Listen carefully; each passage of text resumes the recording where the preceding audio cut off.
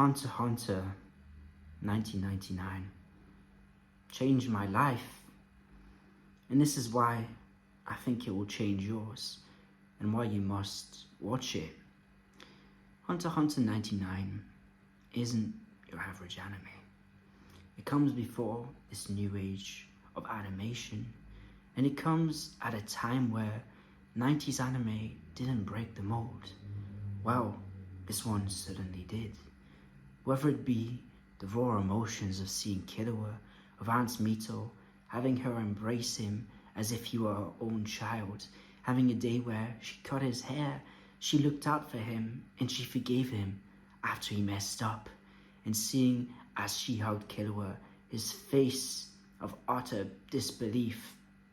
Whether it be seeing Leorio battling for his anxiety and seeing this image of his dead friends, with him begging him to join him to death, and willing to do it out of this sense of guilt and this sense of feeling like he isn't worthy of going through life having messed up so badly. How could he let his friend die just because he didn't have the money he needed?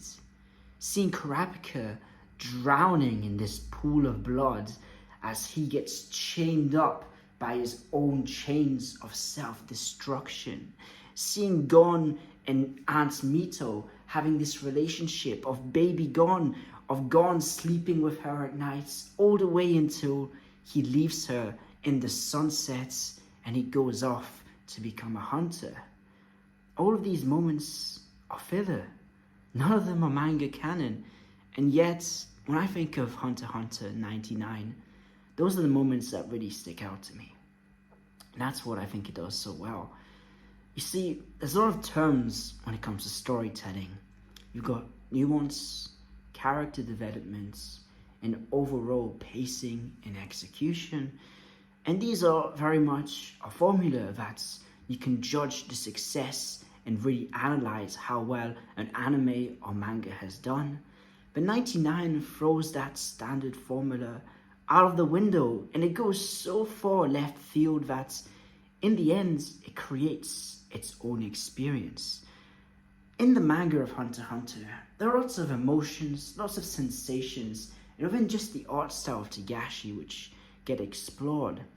And whilst the 2011 anime does a very solid job, well done Madhouse, like, you guys did it, you guys did an amazing thing. It just doesn't have the same level of soul. By no means is 2011 soulless, far from it, but 99 captures those moments the manga has, and it expands on it. And whilst yes, the expansion may not be exactly what Togashi wanted or true to the source material, it really is something quite special. It's one of those rare moments where lightning struck the bottle. Everything in 99 feels almost like a fever dream. It just is that intriguing.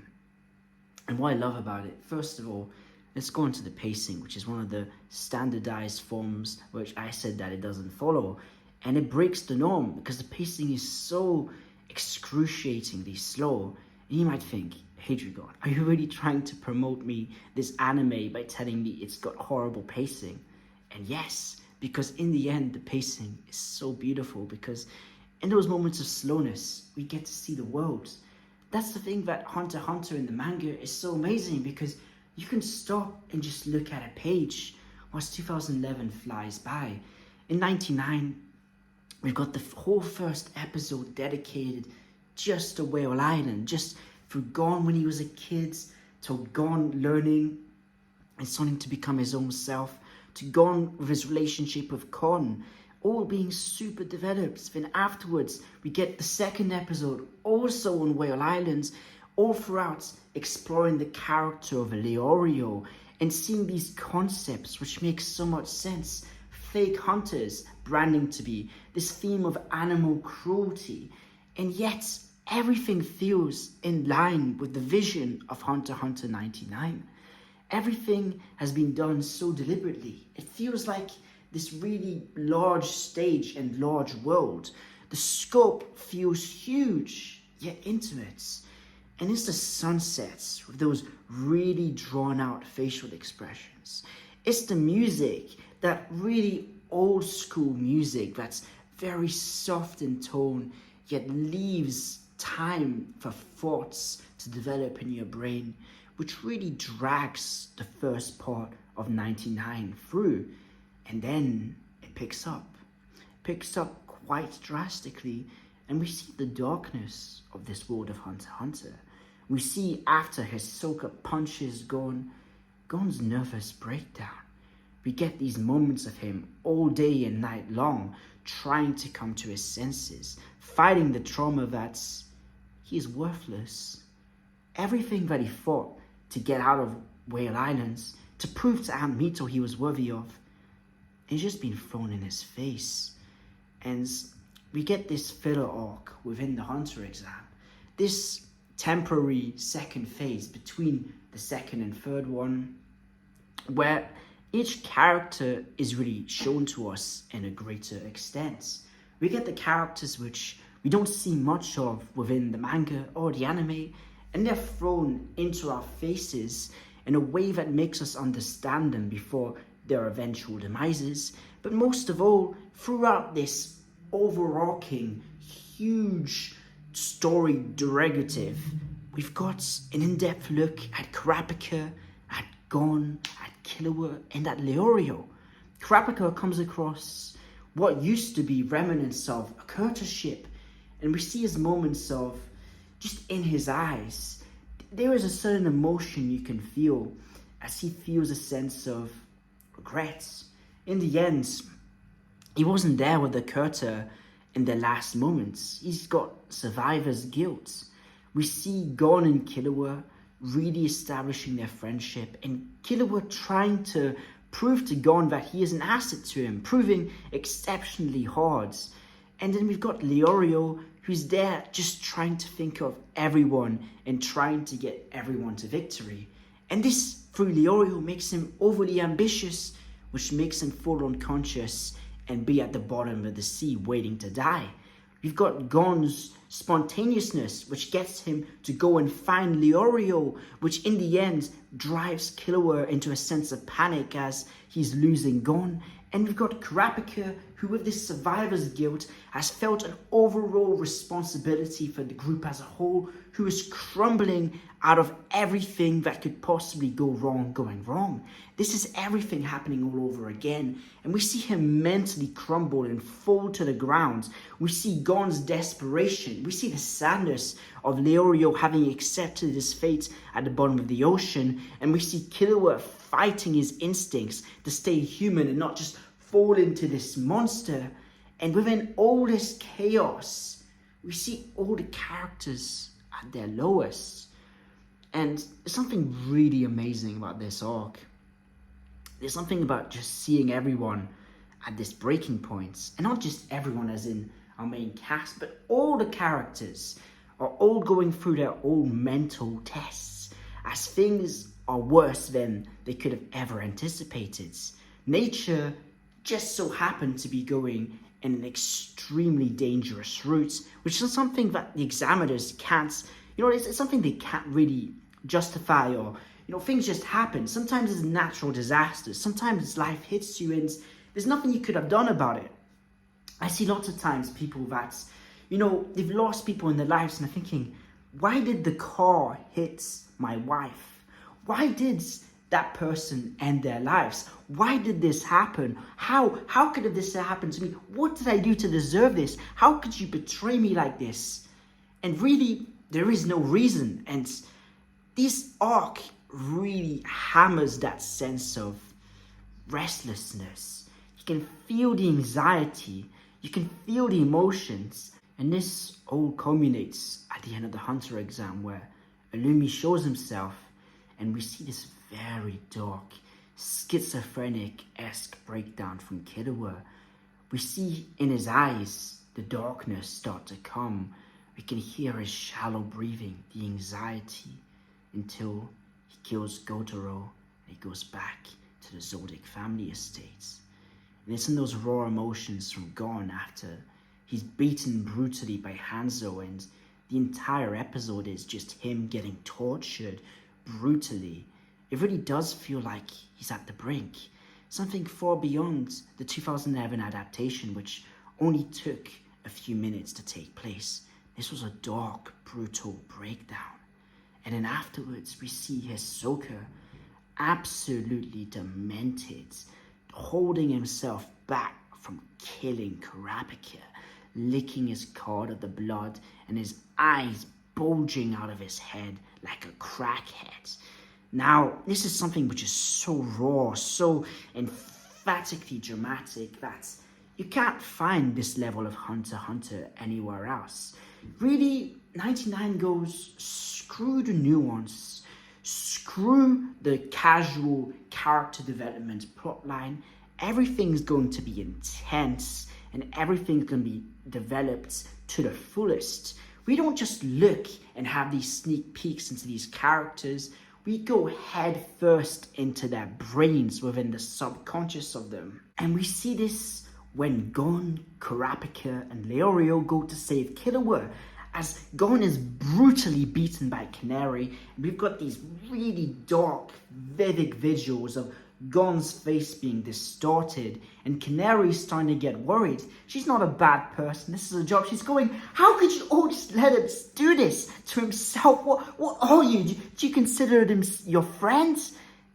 And they all just look at her. A look of just absolute solitude. We've seen in this darker depiction of Togashi's world, they've gone through hell and back. And they are willing to die for Gon. These are, in this version of the story, friends closer than blood, a bonds far stronger than one which can possibly be encapsulated within normal circumstances. They have all trauma bonded with each other. It's in this resolution to Heaven's Arena where we see Wing talk to Killua and talk to him in a way that's very father and son-like. We see Wing tell Killua that he can be who he wants to be. He's not chained by these shackles of being a Zoldyck of this bloodlust. He still has a choice. The present is now and he is suffering, but the future brings hope. And you can see that Killua is really pondering on those words. It's in those moments, those intimate moments between Wing and both Gon and Killua, which are all filler. This is the key thing. Everything I'm talking about here is filler for the most part. And it really does show how much the world of Togashi leaves room for expansion. As probably my favorite scene in all of Hunter x Hunter, when Gon and Killua depart from Heaven's Arena. Now, this is an emotion that I've never really experienced before. That scene where we see the sun rise on Heaven's Arena and Wing tells them how proud he is, how much they will go towards their goals and nothing can stop them.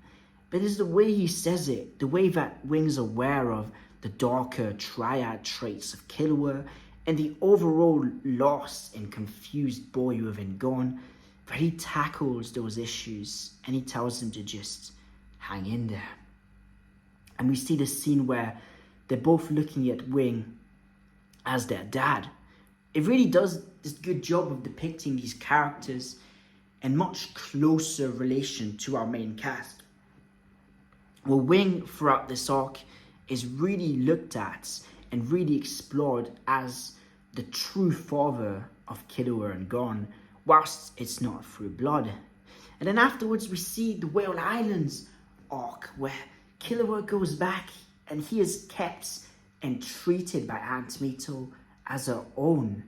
And you see this moment where Khan's child has been attacked by these people that are hunting wild fox bears. And Killua, in his logical, rational state, says, look at it, it's dying. I've got to put it out of its misery. I have a heart now. And his claws are getting sharp and he's trying to kill it as Gon's delusional sense of everything needing to be perfect, saying, stop Killua, stop, no. And then he goes to kill it and he ends up really hurting Aunt Mito, ripping through her arm. And in that moment, Killua expects the worst. He expects to be punished and shunned and tortured just like in the Zodiac family. And Aunt Mito says, "It's okay. I love you." And she grabs him and hugs him. And we see Killua's facial expression, just in absolute shock. And he closes his eyes and smiles. He is in his happy place. And I love it so much. And from there, we get the stark contrast as we shift over to Kurapika as he is battling his inner demons and he is going through this mental torture as we see this bloody moon and we see this really shriveled up tree and him emerging into blood, getting shackled by chains and him having his blood leave his fingers and manifest into these chains as he himself goes through this absolute agony until he falls unconscious and nearly drowns to death. This is Hunter x Hunter 1999. This is what it does. It's raw, it's real, and it doesn't hold back. At any moment it thinks that it can add sense of purpose. It does. And that's what I love so much about this anime adaptation.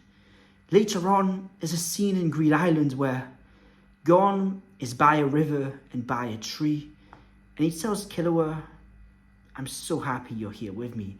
You know, you really are my best friend." He's pouring his heart out to Killua, and it's something so genuine, so heartwarming. And with the music in the background, there's this really nice concoction of really soft instruments and this really soft art style. We really get to experience how Killua feels like in this moment. We see the relationship between Zeno and Silver. We see their absolute will, their sense of being as they're confronting Chrollo, and we get these yellow displays of Nen and this really vicious battle. It's much more brutal here. Everything's happening way faster. It doesn't matter if we can see all the moves that's happening because in the end, this is the reality of the situation. The entire art style changes when Chrollo cries. We've got these moments within the Phantom Troop where we see that backstory in that background and we see the optimism on Chrollo's face. And when we see Haku, who's taking time out of her way to go and bring a cat back to its family. She's carrying this cat looking for families of stray cats. And this is not in the manga. This is just purely added to show us what kind of person Paku Noda is, to reaffirm that belief in us as we see her in her dying moments with this cross in the background, all these religious symbolisms, and in her heart crushed. Hunter x Hunter 1999 isn't an anime adaptation. It's a vivid look into Hunter x Hunter. It's a worldview. It's a perspective shift.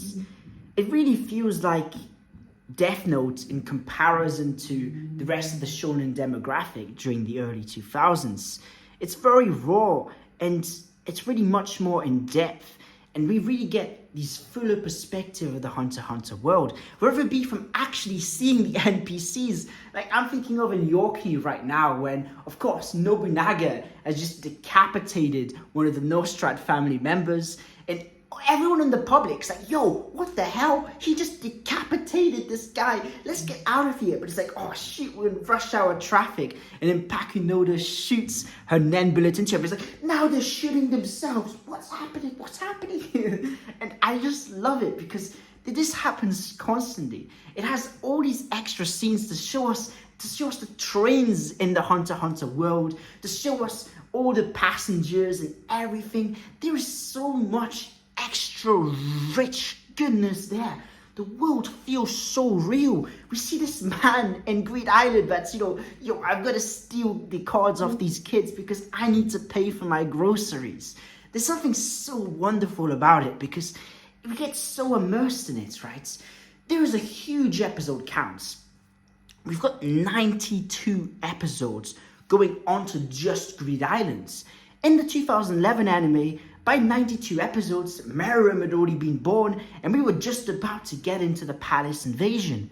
This slower pacing, but this greater emphasis on, instead of the story progression, the progression of a worldview and of an identity within itself is different, but it works even better in my opinion. And that is why you must watch Hunter x Hunter 99. Hope you've all enjoyed this video. If you enjoyed, please feel free to leave a like. And if you love Hunter x Hunter, I do all kinds of Hunter x Hunter videos on Tuesdays, Thursdays, Saturdays. I've got such a huge library of Hunter x Hunter, so there's playlists to help you out. If you think you want to see a video, perhaps I've already done it, so it's all there. And yeah, I wish you all the very best. This is Hadrigon. Peace out. 戻らないと言って目指したの